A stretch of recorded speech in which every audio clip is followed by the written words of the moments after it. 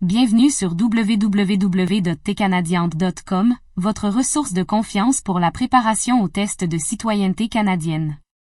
Dans cette vidéo, nous vous présenterons 20 nouvelles questions uniques tirées directement du guide officiel, Découvrir le Canada, les droits et responsabilités liés à la citoyenneté.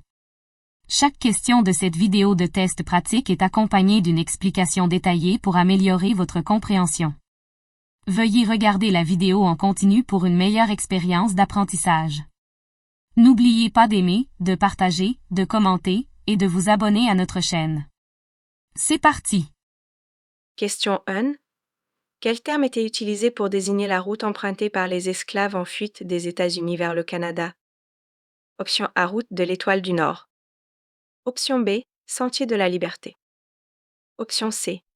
Chemin de la Liberté. Option D. Avenue souterraine.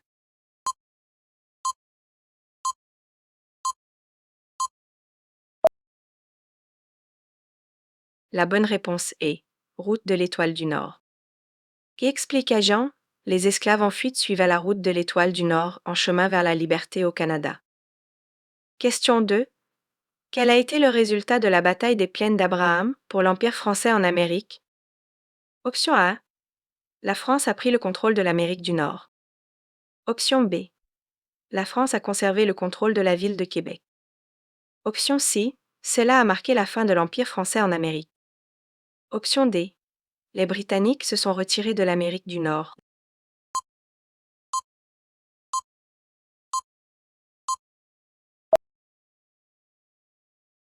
La bonne réponse est cela a marqué la fin de l'Empire français en Amérique. Explique Azan. La bataille des Plaines d'Abraham s'est conclue par la victoire britannique, entraînant la fin de la domination de la France en Amérique du Nord. Cet événement a modifié significativement l'équilibre des pouvoirs dans la région au cours du XVIIIe siècle. Question 3. Quand le peuplement anglais au Canada a-t-il officiellement commencé? Option A. 1510. Option B. 1457. Option C. 58. Option D. 455.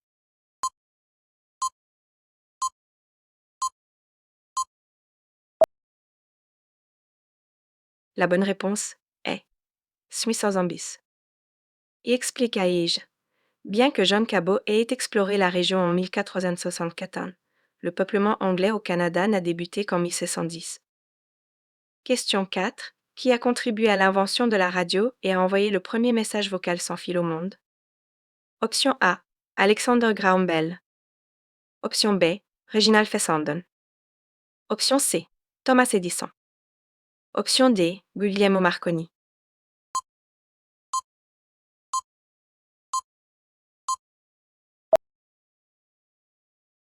La bonne réponse est Reginald Fessenden. Y explication. Reginald Fessenden a joué un rôle crucial dans l'invention de la radio et a atteint une étape significative en envoyant le premier message vocal sans fil au monde. Question 5. Quel artiste est célèbre pour avoir été un pionnier de l'art et nuit moderne avec des gravures, des estampes et des sculptures en pierre à savon? Option A. Louis-Philippe Hébert. Option B. Kenojua Kachevac. Option C. Émilie Carr. Option D. Jean-Paul Riopel.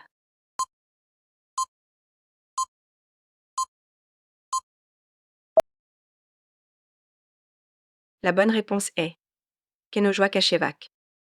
Y explication. Kenojua Kachevac est célèbre pour avoir été une pionnière de l'art et nuit moderne à travers ses œuvres de gravure, d'estampes et de sculptures en pierre à savon. Question 6. Combien de Canadiens ont été signalés morts lors de l'opération des Nations Unies défendant la Corée du Sud pendant la guerre de Corée? 175 ans. Option A 5 ans. Option B 2000. Option C 1000. Option D 1000.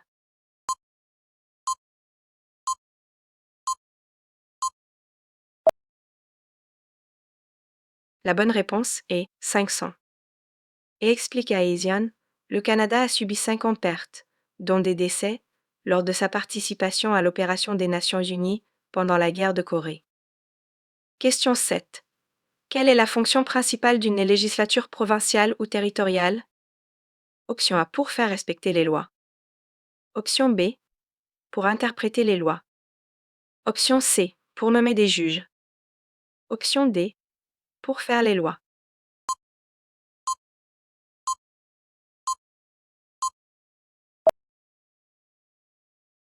La bonne réponse est pour faire les lois.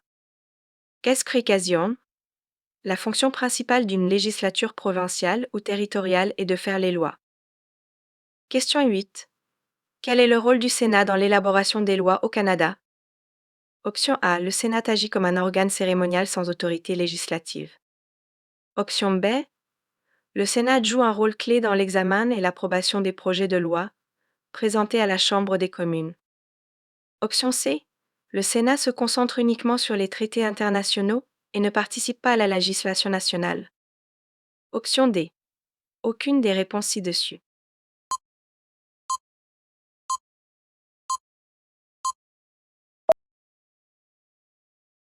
La bonne réponse est le Sénat joue un rôle clé dans l'examen et l'approbation des projets de loi présentés à la Chambre des communes. Explication. Le Sénat au Canada fait partie intégrante du processus législatif et ses membres examinent, débattent et votent sur les projets de loi adoptés par la Chambre des communes. Le rôle du Sénat est de fournir un examen supplémentaire et de veiller à ce que la législation proposée soit examinée en profondeur avant de devenir loi. Question 9. Quels sont les deux composants des législatures provinciales au Canada? Option A. Premier ministre, Assemblée. Option B. Élit le lieutenant-gouverneur, Sénat. Option C. Monarque, Chambre des communes. Option D. Lieutenant-gouverneur, Assemblée élue.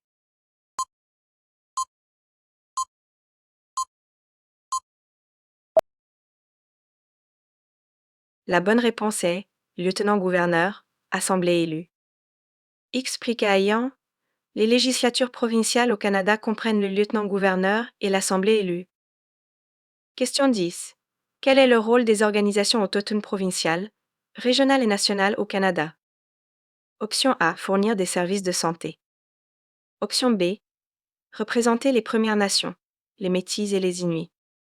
Option C. Gérer les parcs nationaux. Option D. Promouvoir le commerce international.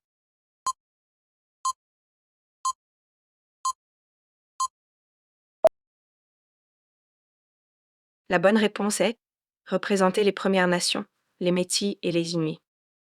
Explication. Il existe plusieurs organisations autochtones provinciales, régionales et nationales qui sont la voix des Premières Nations, des Métis et des Inuits dans leurs relations avec les gouvernements fédéraux, provinciaux et territoriaux. Question 11. Qui est le chef d'un conseil municipal au Canada? Option A. Premier ministre. Option B. Ministre du cabinet. Option C. Maire ou préfet. Option D. Juge en chef.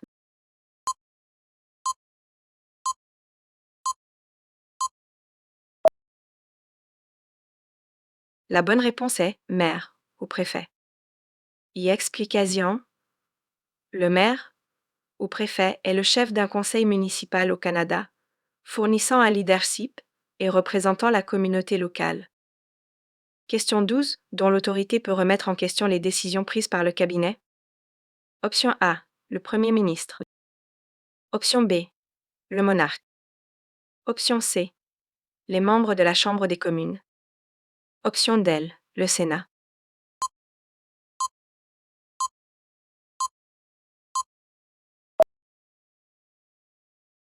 La bonne réponse est les membres de la Chambre des communes. Qu'expliquez-vous? Les décisions prises par le cabinet peuvent être mises en question par tous les membres de la Chambre des communes après une élection. Question 13. Où devez-vous aller pour voter le jour des élections ou au bureau de vote par anticipation? Option A. N'importe quel bureau de vote de votre choix. Option B. Votre bureau gouvernemental le plus proche. Option C. Le bureau de vote indiqué sur votre carte d'information de l'électeur. Option D. Vos adresses domiciliaires.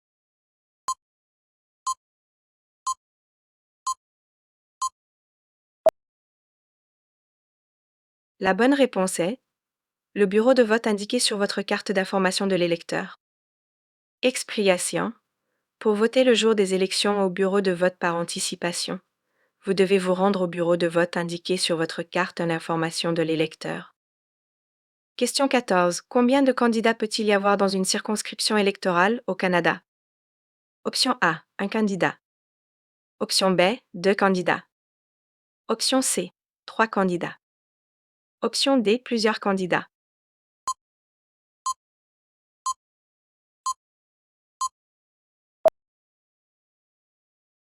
La bonne réponse est plusieurs candidats. Explication. Les circonscriptions électorales au Canada peuvent avoir plusieurs candidats se présentant aux élections. Question 15. Quelles sont les 2 provinces du Canada qui ont des forces policières provinciales? Option A, Colombie-Britannique et Alberta. Option B, Ontario et Québec. Option C, Manitoba et Saskatchewan. Option D, Nouvelle-Écosse et Nouveau-Brunswick.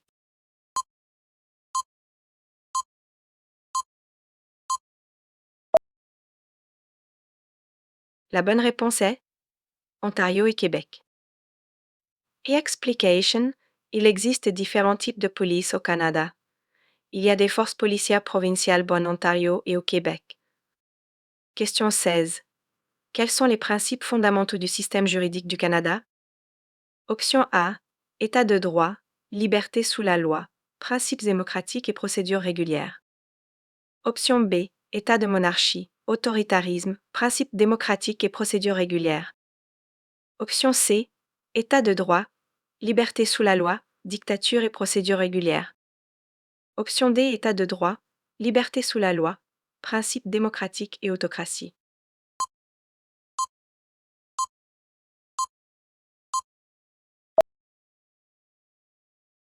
La bonne réponse est État de droit, liberté sous la loi, principes démocratiques et procédures régulières. Explication. Le système juridique du Canada repose sur un héritage comprenant l'état de droit, la liberté sous la loi, les principes démocratiques et la procédure régulière. Question 17. Qui a été le premier Canadien à recevoir la Croix de Victoria? Option A. Lieutenant Alexander Robert Dunn. Option B. Capitaine John McCrae. Option C. Capitaine Isaac. Option D. Major général Isaac Brock.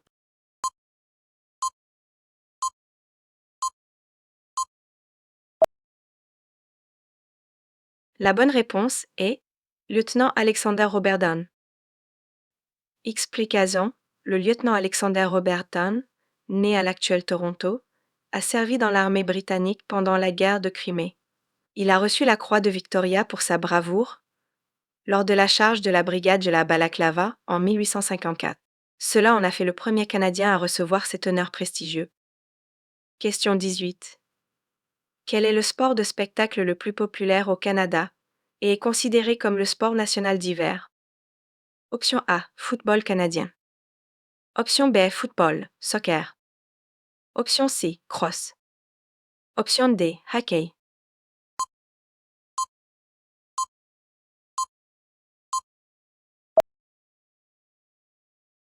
La bonne réponse est hockey. Expliquez.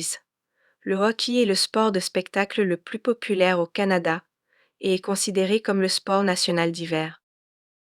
Question 19. Où vivent principalement les Inuits? Option A. Zones urbaines denses. Option B. Région tempérée.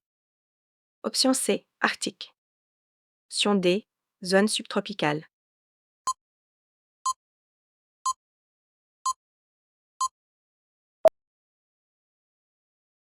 La bonne réponse est Arctique. Expliqua Yasr. Les Inuits habitent de petites communautés dispersées dans la région arctique. Question 20. Quelle langue est considérée comme une langue officielle au Nunavut et est la première langue dans les écoles? Option A. Anglais. Option B. Français. Option C. Espagnol. Option D. Inuktitut.